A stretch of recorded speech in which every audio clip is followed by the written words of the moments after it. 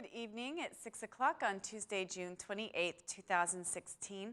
Welcome and thank you for joining us tonight for the English edition of Aura News, where we bring you today's top stories translated into English every weeknight.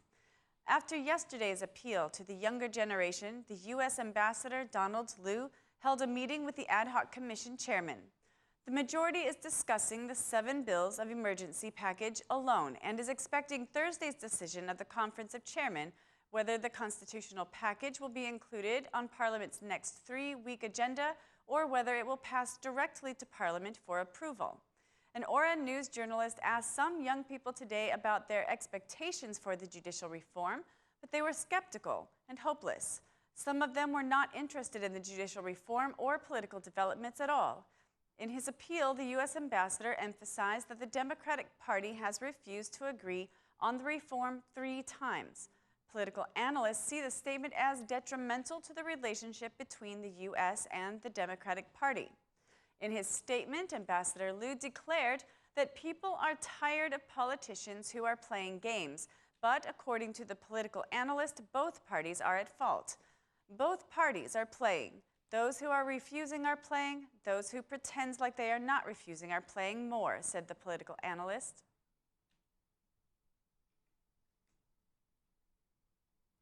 After the American ambassador's call to the Albanian lawmakers to approve the judicial reform on July 21st, the next appeal comes from the German Bundestag. Hans Jochum, political advisor of the CDU group, said that the judicial reform is key to the integration path, so he issues an appeal to the Albanian politicians. The judicial reform is a major reform and could be a model for the entire region. You must approve this reform before July 21st, or otherwise there will be costs for those who do not approve it. The implementation of this reform is also very important, he said. The German Bundestag advisor praised Albania's progress, but urged Albania to continue the fight against corruption and organized crime. He also appealed for the conclusion of the electoral reform in order to guarantee free elections, because, as he said, past elections did not respond to European standards.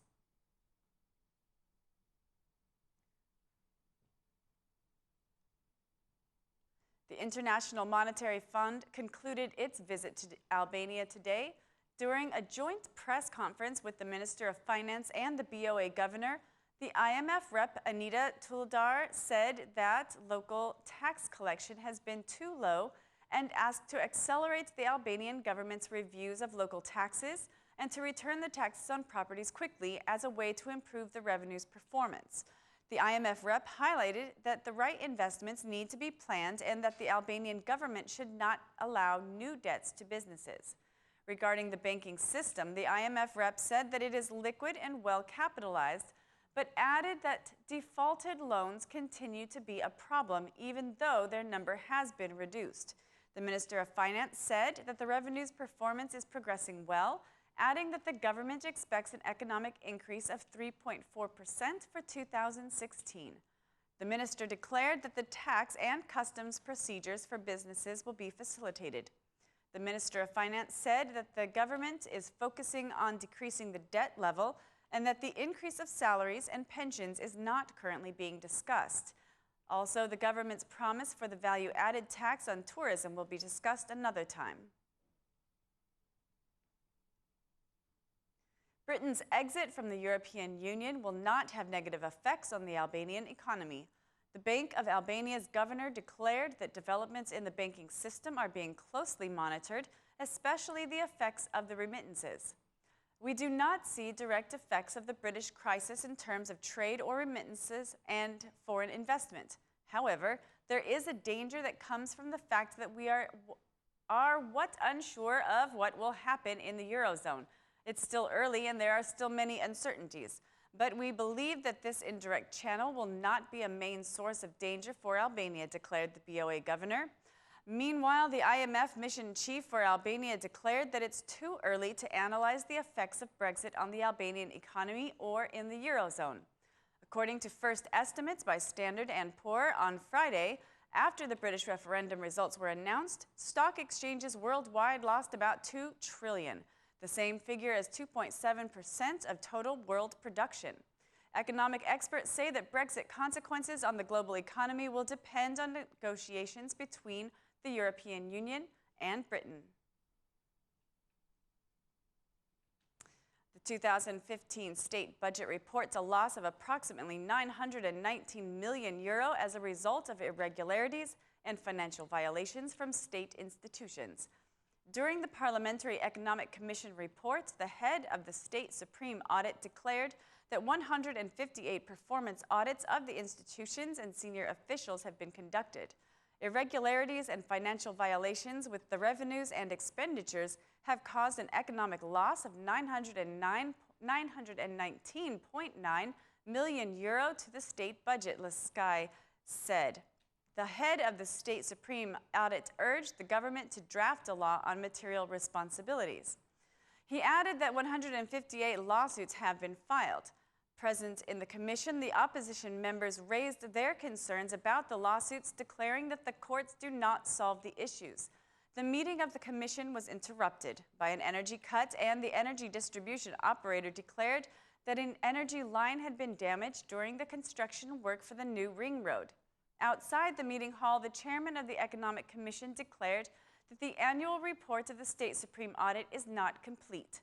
We would have liked the State Supreme Audit to audit the privatization of the energy distribution operator, any decisions the energy regulatory body has made, and the failure of CEZ. For this reason, the SSA report is incomplete, the chairman said. During 2016, the State Supreme Audit will closely audit the procedures followed for private-public partnerships.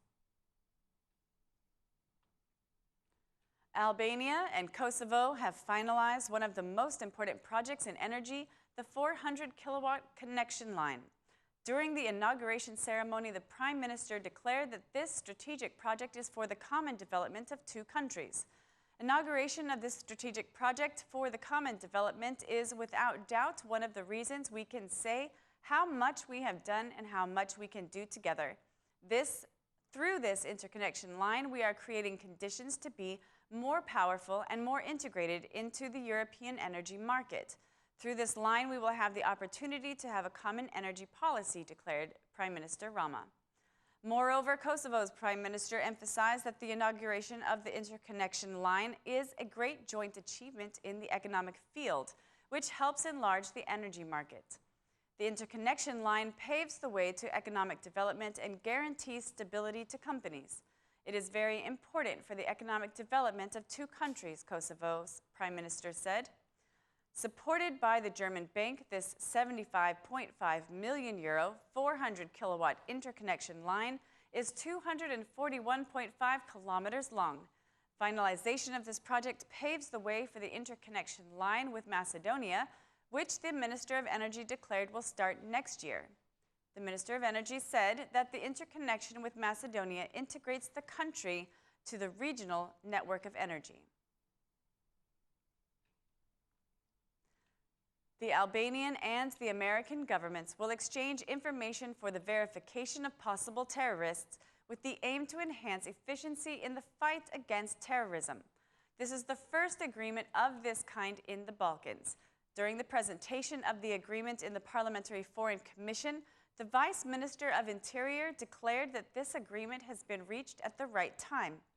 The Vice Minister added that not a single Albanian has joined the foreign fighters in the Islamic State during 2015. The agreement creates contact points between the governments. There will be an operational plan for exchanging information. Albania is the first country to sign this agreement. Work for the National Center Against Terrorism continues, declared the Vice Minister of Interior. Albania joins 16 other governments who have reached such an agreement with the U.S. government. That's all for our English edition this evening. Please join us again Monday through Saturday at 6 p.m. for your local news in English. My name is Mari, and on behalf of Aura News, thank you and good night.